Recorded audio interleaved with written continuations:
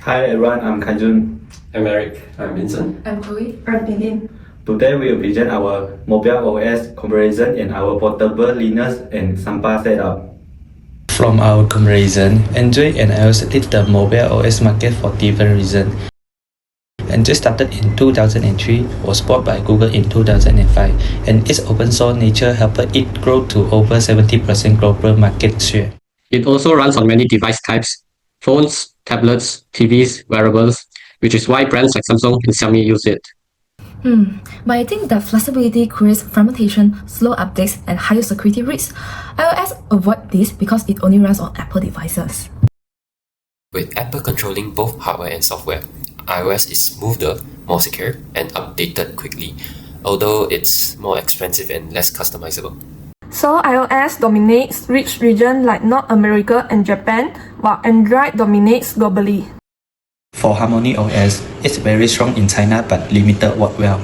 That's mainly because App Gallery lacks major apps, and geopolitical issues slow its global adoption. But its technology, especially the super device ecosystems, is quite advanced. Windows OS still leads the desktop, but Windows Phone failed due to weak app ecosystem. And Symbian, which once dominated early smartphones, declined because it couldn't adapt to touchscreen or modern apps.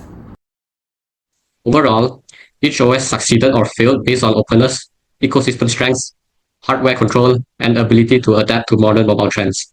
Today I'm going to show you how to install the portable USB OS Linux system. First you go to Google, you type in Ubuntu, click on this link, it will bring you to this link. Then click on Products, Ubuntu Desktop, press Ubuntu Desktop, it will show you this page.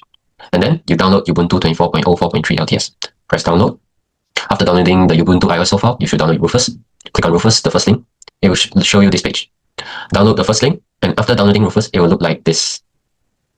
Now, put in your first USB, select your first USB's name, press select the Ubuntu file that you downloaded, press open. Leave all these settings on default. Press start. It will show you a warning, press OK. Select write in ISO image, press OK. It will show you another warning that all data on this device will be destroyed. When you back up all your data inside the USB, and now press OK. After pressing OK, and it starts to download, it will show you this page when you finish downloading. After you get this page, press close. And now you restart your computer.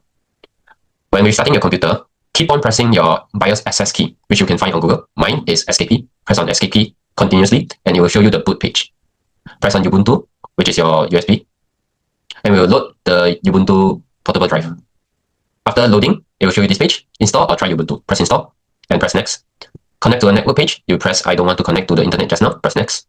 Select normal installation, press next.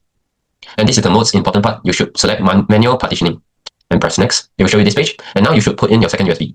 After putting your second USB, it will show here, mine is SDB. And you click on SDB, you press minus, it will become free space. Now you press on free space, and select device for bootloader installation. And it will become boot/EFI.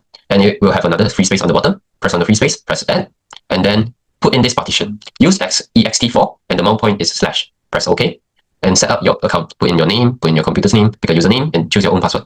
And press next, and it will be downloaded on your portable drive.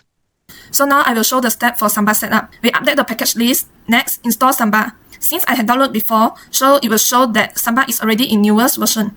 After that, we need to check the Samba version to make sure that the installation was successful.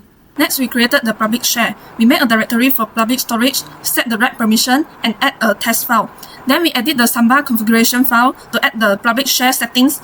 After that, we save the changes and restart the Samba service to apply the new configuration. For the private share, we created another directory and set up a Samba user account called Samba user with the password we defined in our report.